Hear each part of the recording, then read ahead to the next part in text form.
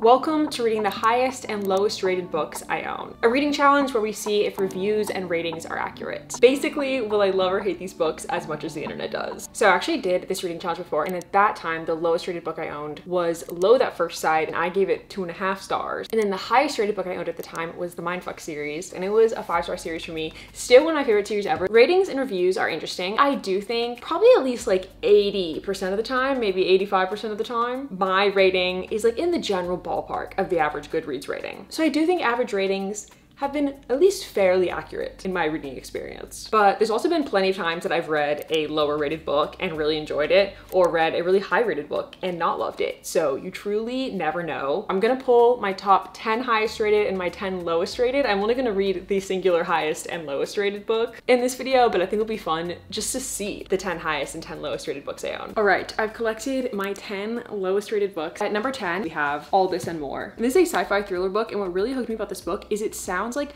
the reader gets to make choices, felt very like choose your own adventure. Then Wreck the Halls by Tessa Bailey. I feel like a lot of Christmas romances are a little lower rated. Will I still read this one when it is the holiday season? Probably. We have The Lake by Natasha Preston. I feel like I was gonna read any genre that had a little bit of lower rating. Mystery is the one I mind the least. At 3.36 stars, The Girl with No Reflection. Another 3.36 star rating is Seasick and a Mystery. This one is the twin and it has 3.34 stars. Too Hot to Handle by Tessa Bailey. I recently read a Tessa Bailey book that I DNF'd, so I am a little bit scared to read this one. There's No Way I Die First. And then, drum roll, my lowest rated book, and the book I will be reading in this video is 48 Clues into the Disappearance of My Sister, a Mystery.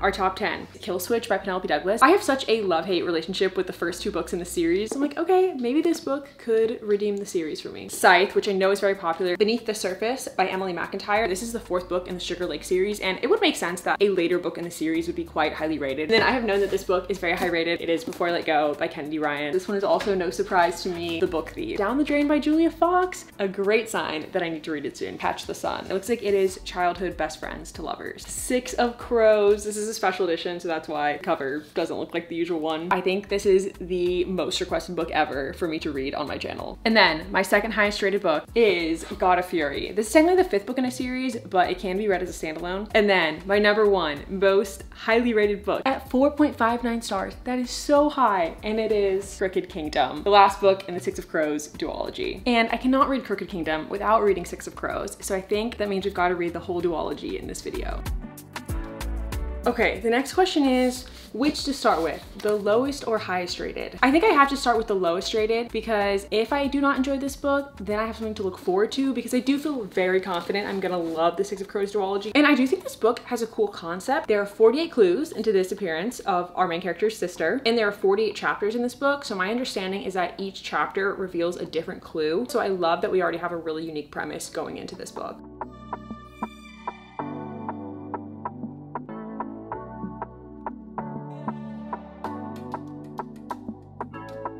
I'm only on page 7, so not really far enough to cast any like strong opinions, but the wording and like writing style of this book so far is very wordy. This sentence, to show you what I'm talking about, it's literally a whole paragraph, but it's one sentence. I'm like having to like reread parts because I'm like, wait, what was that saying? And it feels like very impersonal. Like so far the writing has been very factual, like these are the clues. I'm not sure how to feel.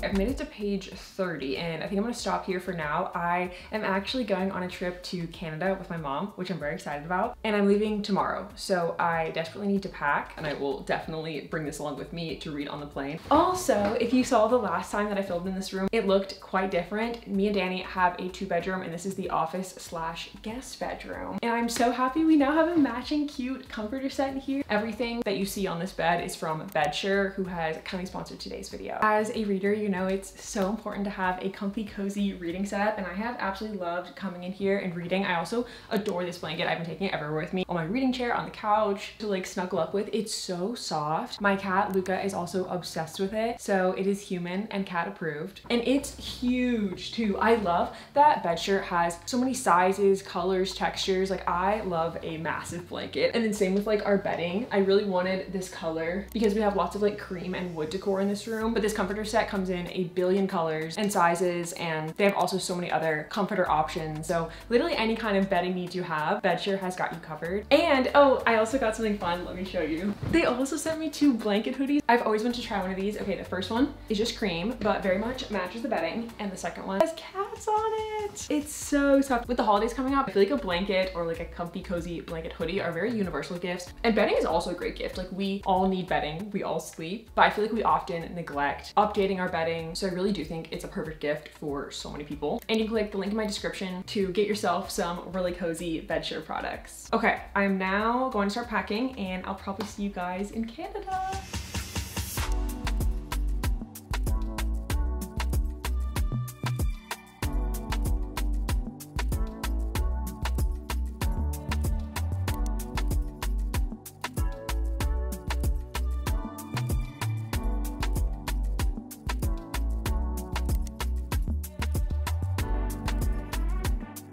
We're in Quebec City and I'm on page 175, so a little over halfway through, and I'm glad the book has gotten a lot better, but for a good chunk of it, it was rough. It was brutal. I would say until page like 80 or 100, I was at 1 star, which I've only ever given one star rating ever in my reading history, and that was for Maybe Someday by Colleen Hoover, because that book had cheating in it and I feel like it just really justified the cheating, and that made me mad. My kind of philosophy on star rating is 2 stars if I don't like it, if I DNF it, and I'm only gonna give a 1 star if it really makes me angry with how bad it is, and that's how I was feeling. It really felt like a fact sheet. Like, one chapter would be like, let's analyze the footprints, then the next chapter would be like, let's analyze her schedule that day or the last person she saw. Like, it didn't really feel like a story. It almost felt like I was reading the case files, which was just so hard to get invested in. But then it just like switched at one point to actually telling the story of the main girl's disappearance, and now I'm like, okay, but this is a lot better. Why did it not just start out this way? It's so weird that it just switched like formats partway through. I'm so curious what the ending will be, because one thing about a mystery is the twist or like the reveal at the end can bring you up or down like a whole star, in my opinion. So it really could go really any direction with my rating at this point. And then my mom is reading The Naturals. I brought that for her to read, and my mom is so great. I bring her so many books to read all the time, and it's so fun that we can like share in books. You've read a lot of them. I think your top 3 are ACOTAR, The Inheritance Games, and Project Hail Mary. I don't remember what else you've read. A Good Girl's Guide to Murder. Which I want to see the TV show. Yes, you need to watch the show. Verity, you hated. That was a long time ago though. I just didn't like the characters, and I like to like characters. Oh, Emily Henry, you read Beach Read? I read Beach Read and Book Lovers. I love both of those. Yeah. I really like those. I like Beach Read better. So many books. And then now I think we're gonna do some sightseeing, and I think I'm gonna bring my book. There's a park called the Plains of Abraham that is right next to the Citadel that I think we're gonna go into. So I think we're gonna sit there and read. We kind of like briefly went to this park the other day, and there's so many fall leaves and fall trees, which is so cool because the leaves don't really change colors in Texas. So now is like the first time I felt like it looks like fall outside.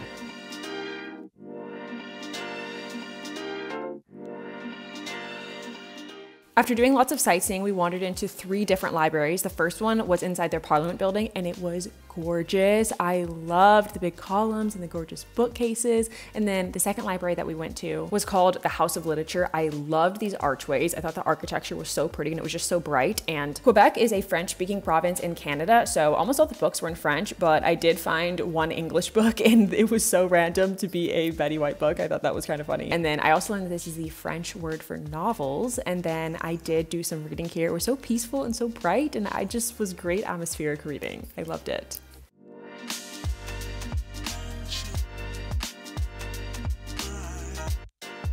Then we went to the Morin Center, which is an English language library, and it was so pretty, and there were so many books that I recognized. And this building was built over 200 years ago as one of the city's first jails, which is so interesting that it's now a library, but it was very cool, very Victorian era-esque looking library. And then after spending a few more days in Quebec City, we headed to Montreal. We took a train, which was so picturesque, and I, of course, did some more reading of 48 Clues into the Disappearance of My Sister, and I finished the book, and then I also had time to start some of Six of Crows on this trip. I'm back from Canada. We've got Sleepy Luca as our live studio audience today. And I finished 48 Clues into the Disappearance of My Sister and started Six of Crows. I have decided to give it 1 star. I'm actually surprised because I really was giving this book so much hope. The last time I think I updated you guys my thoughts, I was like, if it has a really good ending, that could really bring it up in rating. And the ending was so unsatisfying to me, which I think I hate in general, but I could live with if it was any other genre, but I do not want to feel unsatisfied with a mystery book. And yeah, overall, I just felt like I did not bond with the writing style, and I just didn't care for like our main character either. But I am always generally of the opinion that like 90+% of books that I dislike are not because they're bad books, they're just not for me. I think if somebody out there enjoys the book, then potentially many people out there could enjoy that book if it is their taste. So I did go and read a bunch of like 4 and 5-star reviews on this book just because I was curious. I'm still gonna stay with 1 star because that was like my own personal experience. And interesting enough, what a lot of people that did like it were saying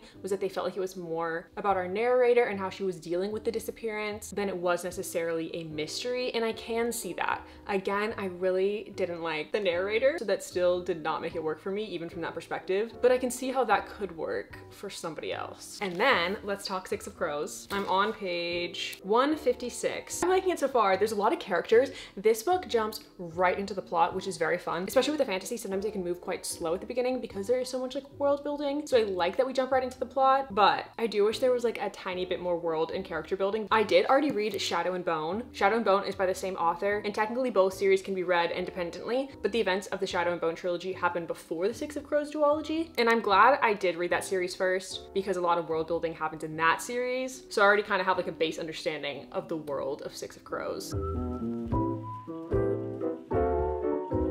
Also, I don't know if I really talked about the plot of this book, but basically we have 6 characters. Kaz is the leader of the group, and they're going on this heist to the ice court to retrieve a person who knows some information that if it got out would be really catastrophic. I love like a thief character in fantasy books. I just think they're so interesting, and that's most of these 6 characters. Kaz runs this like crime ring basically, and they're all teenagers too, so just imagining like 17-year-olds being these super smart, stealthy like thieves, and honestly businessmen. They've got a big operation going is fun to picture in my head. And I already have some romance subplot predictions too.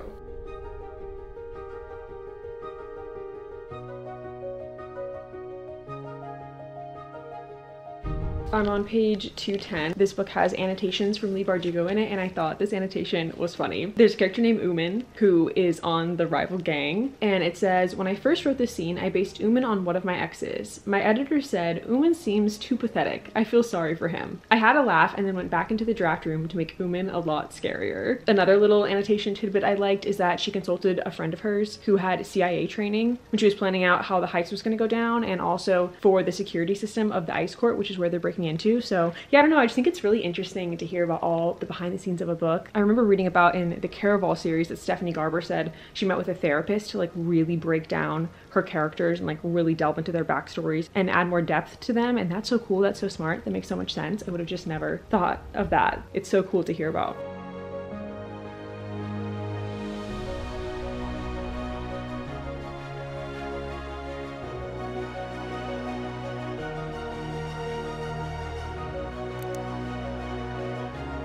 Good afternoon. We're doing a little pajama day today. I last saw you guys on Friday. It's now Monday. I'm on page 405. I have like 200 pages left, and I feel like so much has happened since I last updated you guys. My favorite part so far has been chapters 19 and 20. We get to learn way more about Nina and Matthias's backstory in those chapters, and I am like so hooked with their story. I would still say like Inej is my favorite individual character, but the two of them's like backstory is so intriguing to me. And so much of this book, like all the characters do have like quite tough backstories for the most part, and they're doing this heist which is like very intense. And so in chapters 19 and 20, getting to see like some happy flashbacks with Nina and Matthias was really nice. Like that was just like so cute to read. And yeah, now we're in the thick of the heist, and I feel like everything is suddenly going wrong, and I'm scared for them. The heist that they're doing would be so insane if they pulled it off.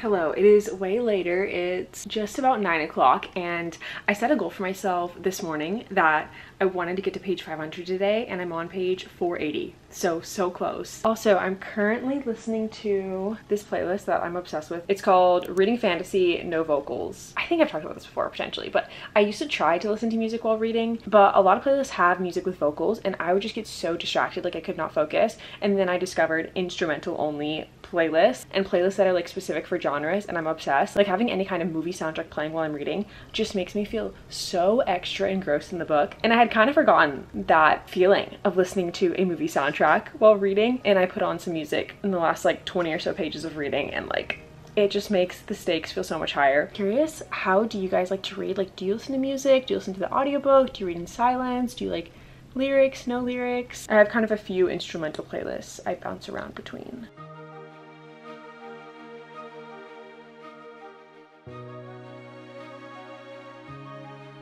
I just got to page 518 and I think I'm finally gonna stop here. But something just happened that was crazy, and something else happened that was crazy, and I just feel like I'm getting whiplash in the best way. And part of me doesn't want to put the book down, but it is late. I think I'm gonna finish the book tomorrow, but it's getting so good. Okay, good night. Good morning. Let's finish this book.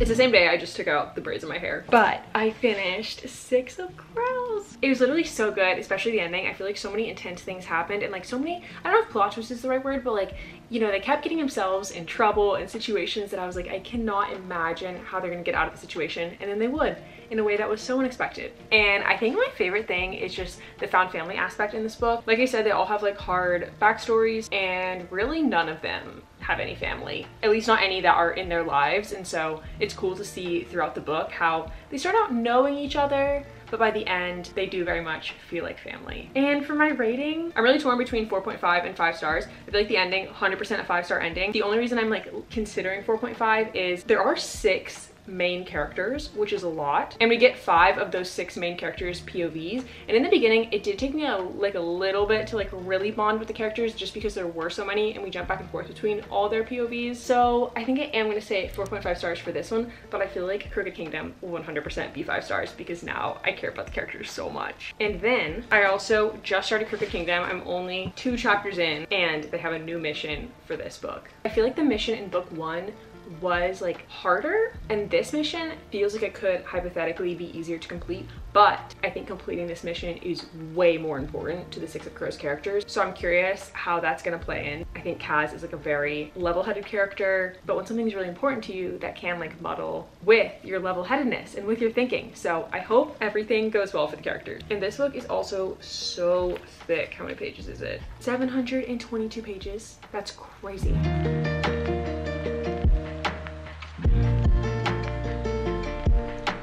Hello, it is 2 days later and I'm on page 326. I feel like I'm at the best part in the book so far. Chapter 14, something crazy was revealed. Dare I say the most shocking thing from either book, in my opinion. And then chapter 15 was so cute. It was so cute. And I will say, these books are predominantly fantasy. Like there are romance subplots, but it's quite subtle subplots. So just a warning to like not go into these books expecting too much romance. As much as I love the romance, I do have one little critique with one of the romance subplots. I'm gonna say names of couples. I don't feel like that's a spoiler because I think you can tell very early on into 6 of Crows who the potential romance plot lines are gonna be between. I love Nina and Matthias so much. And then Kaz and Inej, I do really like them as well, but I feel like their romance could be like a little more fleshed out, and I still have a lot of this book left, so potentially that's still going to happen. Completely feel that they really deeply care for each other, but I don't quite feel like a really strong romantic chemistry.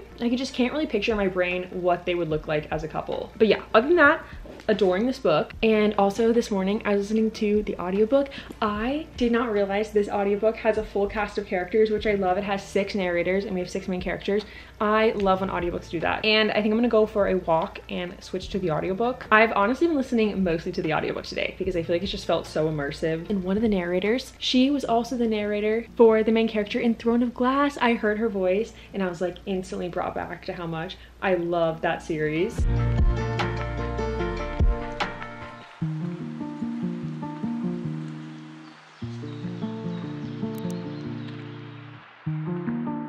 It's the next day and I'm on page 531 and we're very much in the thick of the action. Honestly, I feel like we're always in the thick of the action. That's something that's like really cool about this book. There's just always like something going on. Though I will say some of my favorite moments are when the characters just like slow down, take a breath, and especially when we have just like a really great interaction and like moment between two characters, because I feel like the characters in the relationships truly are the best part of this book. And I also will say I take back everything I said about Kaz and Inej. I got the scene that I was looking for, so now I'm sold. And I have like just under 200 pages left, I think, and it's noon. My goal is to finish this book today because I'm leaving to go to my parents' house. Ideally, I want to leave at like 5, so that gives me like 5 hours to read around 200 pages. Also, Luca has stolen my chair, so I guess I'm going to read here on the floor next to him.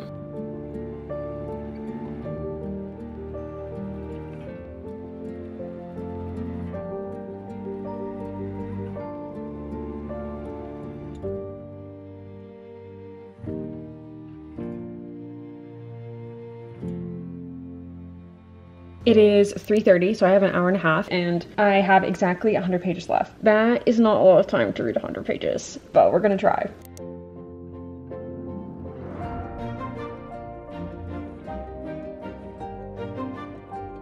Something just happened, and I'm so sad. I'm like, I don't want to believe it. I'm just waiting for there to be a twist for this part to not be true, but I feel like it's true. I feel like this is gonna be like a bittersweet ending, and my heart's not ready.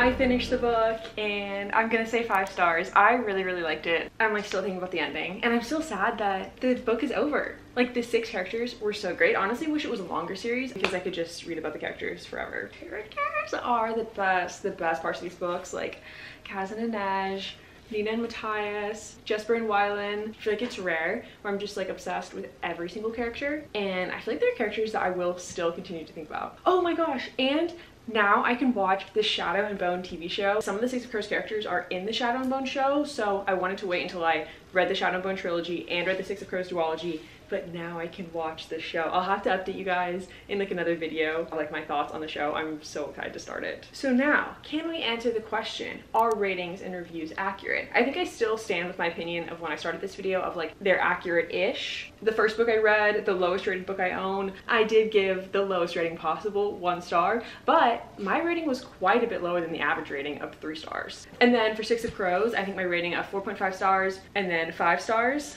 was like very accurate to the average ratings. And I'm really curious, do you guys look at ratings and reviews before you read a book or when you're deciding which books to buy? I do, kind of. I try and just like look at maybe reviews of people whose book taste I really trust, but I try not to read like too much because I do think it can taint your opinion going into a book. Like if a book is too overhyped in your brain, you may be disappointed, or if you read a lot of negative stuff, then you might notice all that negative stuff when you wouldn't have otherwise. But yeah, this video is so fun to make, and it'd be fun to do this video idea again, at least like kind of once a year, to check in on like what are the highest and rated lowest books I own, because it was so interesting at the beginning to actually pull my 10 highest and lowest rated books because I had no idea what they were going to be. Oh, I also didn't update you guys on the time. It's 5:30, so I got a little behind, but finished this book pretty close to my 5 o'clock deadline. Anyway, with that, I'll see you guys next week. Bye!